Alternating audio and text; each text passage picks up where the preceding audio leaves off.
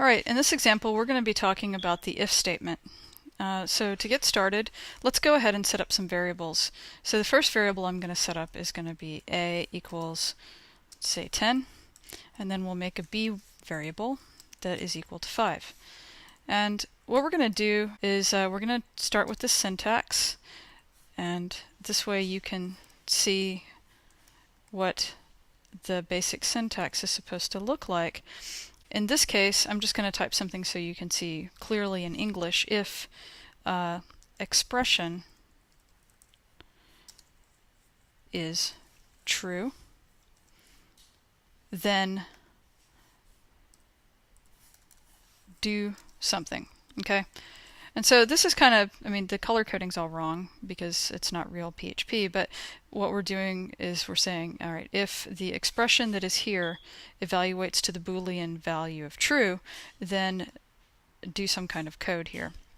Now I want you to notice that in this case, technically, because we just have one command, you technically don't have to have the open and the curly brace here, but it is a best practice that you should always do that, because quite often you're going to have another line do something else, or in addition I should say. Okay, so if you have more than one command that is going to be the subject of your true evaluation, then you have to have these curly braces. So as a best practice, you should always use them. Okay, so let's actually do something that's real. Let me get rid of this, excuse me, and we'll get rid of this, and we'll go ahead and say if A is less than B,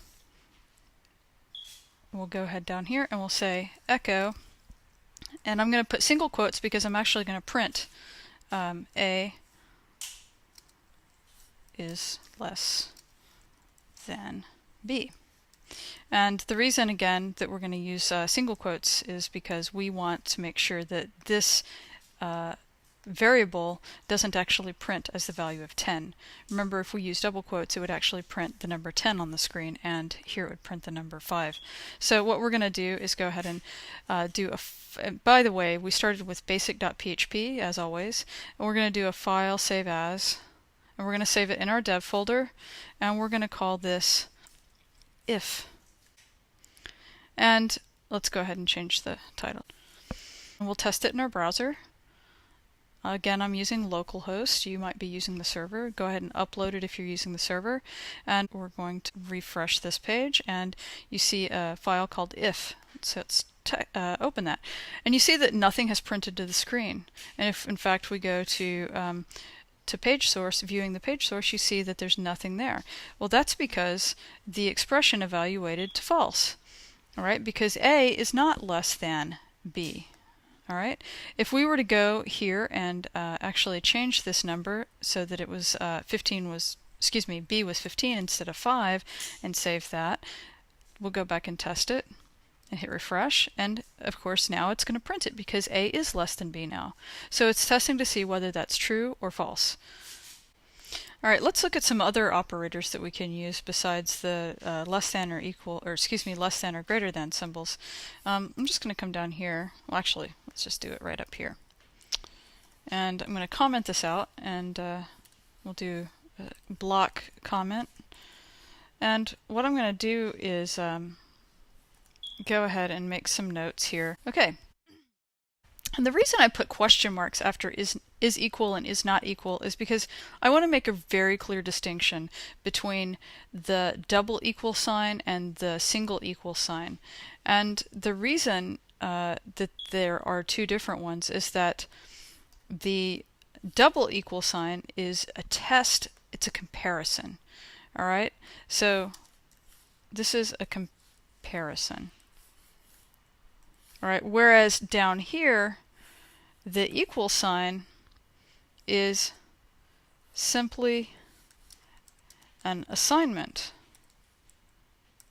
operator. Okay, so if we use this guy, which is just the single equal sign, it will always evaluate to be true because you're making it so. You are stating that this is the way it is. All right, if you were to say A single equal sign B, then you're saying A is equal to B, period.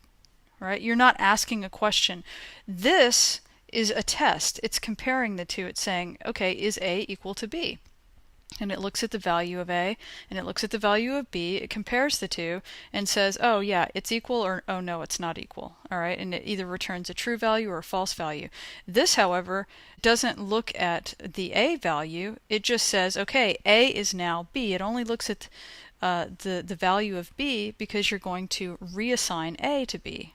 All right, so that is the difference between those two. And it's really important that you see the difference. So let's do another test. Let's copy this, come down here, and we'll paste it. And using that, that logic, and also looking at our original variables, we have A equaling 10 and B equaling 15. So we can say A is equal to B, echo A is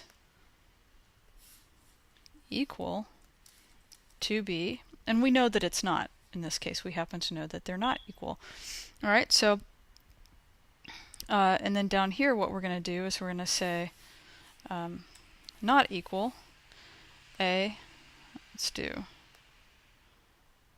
oops, I didn't mean to type that. Okay, so is not equal. We're going to paste this here, and we're going to say is not equal to B. All right, so let's save this, and we're going to go into our browser and we're going to test it. And of course it evaluates to A is not equal to B, because we know that the value of A is 10 and B is 15. Those are not equal. And in fact, what you could also do, if you wanted to be really explicit, is that we could change this to double quotes, and then it will actually print the actual values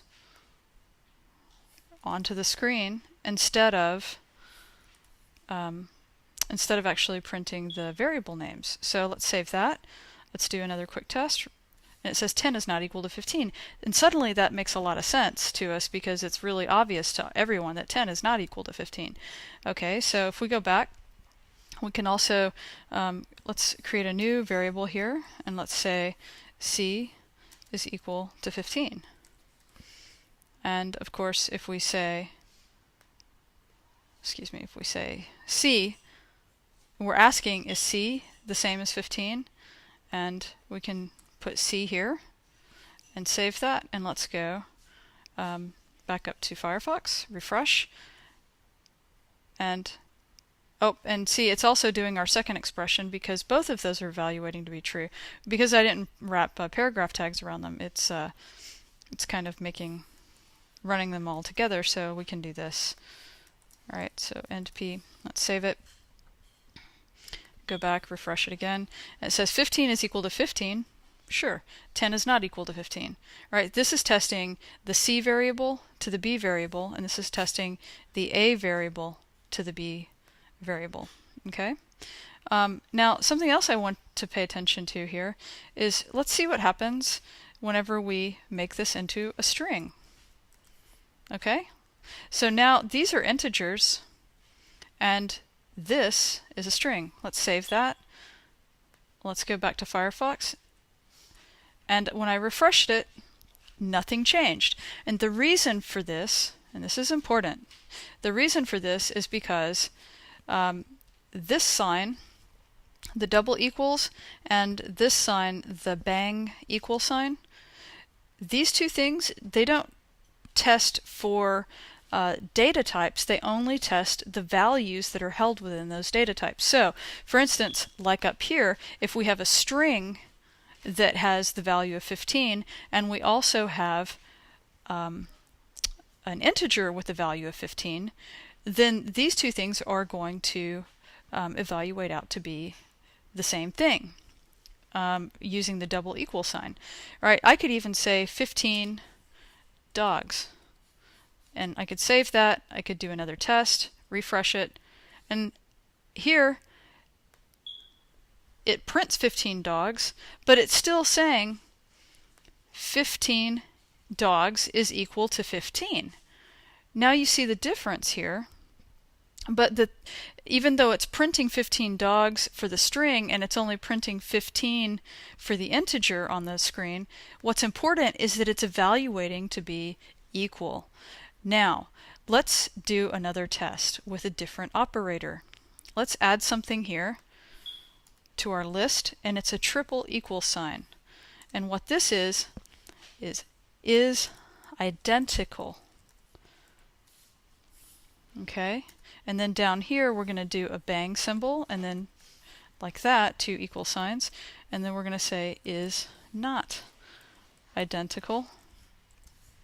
And what's really important here is the difference between something being identical and something being equal. Those are not the same things.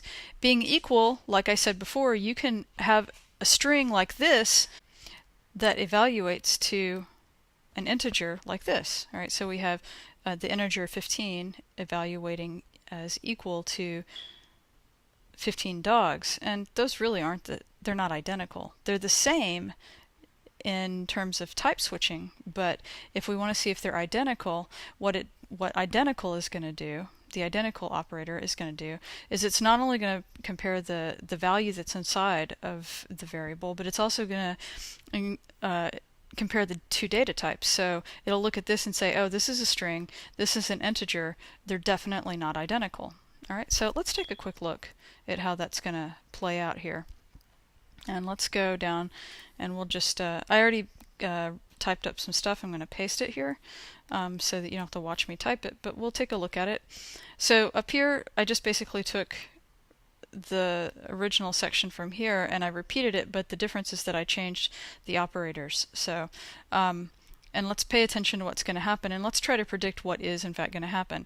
So right here, I've got that I'm going to echo out C is identical to B if this evaluates out to be true. And let's look at it. C and B, we already decided, are not identical. All right, so we've got an integer compared to a string.